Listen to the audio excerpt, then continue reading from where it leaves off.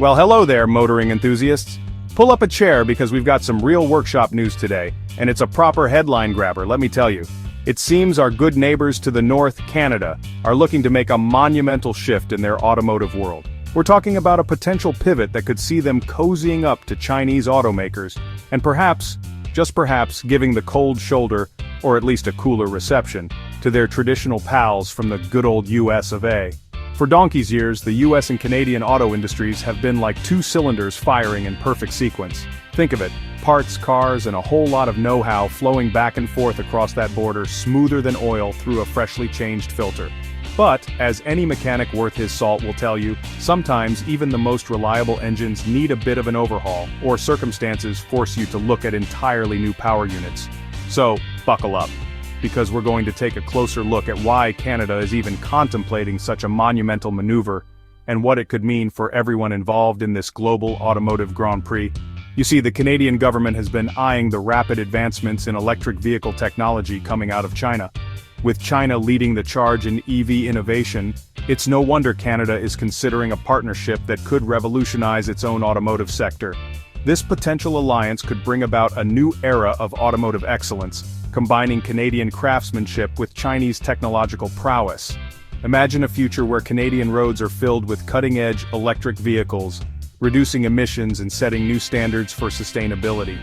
This shift could also mean significant changes for the workforce, with new jobs in EV manufacturing and maintenance, and a boost to the Canadian economy. So as we delve deeper into this potential gear change, keep in mind the broader implications for the industry, the environment, and the future of transportation in Canada. Stay tuned, because this is one automotive story that's just getting started. Now you might be wondering what on earth could prompt Canada to consider such a dramatic detour from its long-standing automotive route with the US? Well, a big part of the answer, it seems, lies in some rather hefty spanners thrown into the works by recent US trade policies. Specifically, we're talking about tariffs. While all this tariff turbulence was brewing across the Atlantic, a different kind of storm was gathering momentum in the East. Another automotive superpower has been steadily, and then rapidly, building its muscle: China. Over the past decade, China has transformed from a follower in the automotive industry to a formidable leader. Let me tell you, what's been happening in the Chinese auto industry isn't just evolution, it's a full-blown revolution, and they're making their presence felt globally. The scale and speed of this transformation are nothing short of astonishing. We're seeing Chinese brands like BYD, Chery, and MG making serious inroads, not just in their home market but expanding aggressively. These brands are no longer just local players, they are becoming global contenders. For instance, their sales in Europe saw a jaw-dropping 79% year-over-year increase in April 2025. This surge is a clear indicator of their growing influence and acceptance in international markets. That's not just a gentle nudge, that's kicking the door wide open and announcing your arrival with a brass band. The reception has been overwhelmingly positive, signaling a shift in consumer perception. A huge part of this ascent is their laser focus on new energy vehicles, or NEVs, which is their term for electric vehicles and advanced hybrids. This strategic focus aligns perfectly with global trends towards sustainability and green energy. The Auto Shanghai Expo in April-May 2025 was a testament to this, a massive event sprawling over an area equivalent to 17 football pitches, showcasing a staggering 271 NEV models, with 93 world debuts. This event highlighted China's commitment to innovation and leadership in the automotive sector. It's clear that China isn't just aiming to catch up in the EV race, they're aiming to lead it. Their advancements in technology and infrastructure are setting new benchmarks for the industry, and they're not shy about backing their champions either. The Chinese government has been providing substantial support to ensure their automotive industry thrives. Take contemporary Amperex technology company, for example. This company has become a global leader in battery technology, crucial for the future of electric vehicles. Their innovations are not just powering cars, but are also driving the entire industry forward. So, with the US putting up tariff walls on one side and China rolling out a red carpet of automotive innovation on the other, Canada found itself at a strategic crossroads. The decision to pivot towards Chinese automakers wasn't just a knee-jerk reaction, it's increasingly looking like a calculated move to secure a more stable and prosperous automotive future. One of the primary drivers, as we've discussed, is the urgent need to mitigate the damaging impact of those hefty US tariffs. If your biggest customer starts making it prohibitively expensive to sell to them, it's only sensible to start looking for new, more welcoming markets and supply partners, isn't it? Beyond simply dodging tariffs, partnering with China offers Canada a raft of potential strategic benefits. Firstly, it's about diversification.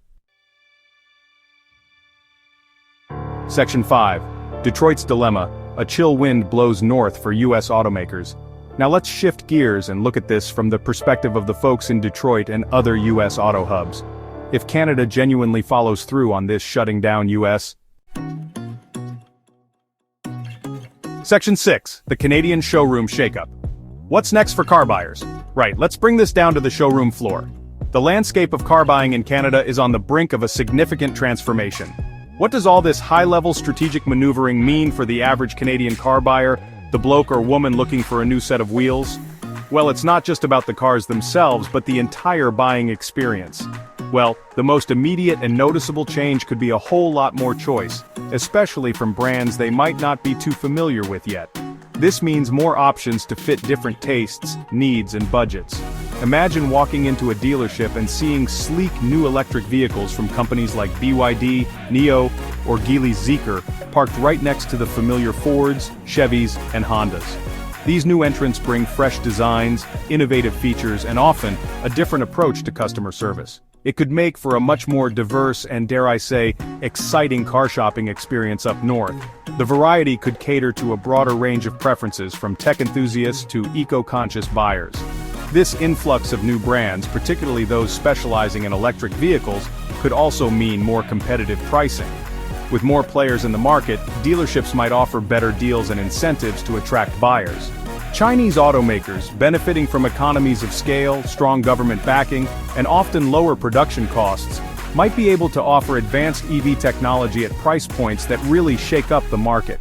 This could democratize access to cutting-edge electric vehicles. This could put pressure on established automakers to adjust their own pricing or accelerate their EV development to stay in the game.